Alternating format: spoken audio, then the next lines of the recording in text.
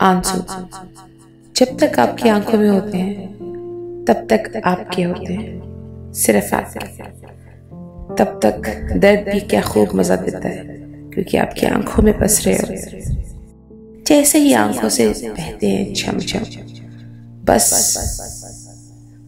फिर दास्तां यार की खबर और दर्द का एहसास छीन लेते। आंसू रब के लिए बह जाते हैं तो अच्छे होते हैं। आंसू इंसानों के लिए ये जिंदगी की उदास और वीरान दोनों ही किरदार थे। आंसू की दास्तान भी अजीब है। कोई तो इनको चुन लेता है, कोई इनको इनके हाल पे छोड़ देता है। बस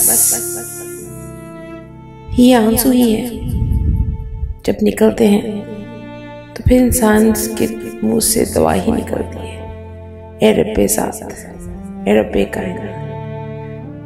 इंसानों के लिए तो इसकी कोई कीमत नहीं, पर मेरी हाजत, मेरी मुश्किल कुशा तो तू है ना मौला।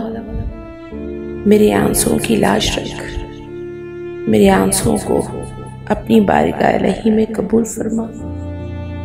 अगर आज इंसान के लिए कदर नहीं, पर तेरे लिए तो कदर होंगे ना, क्योंकि तूने मुझे अशरफुल मखलूकात बना डाला, क्योंकि तूने मुझे 70 माओ जितना प्यार दे डाला।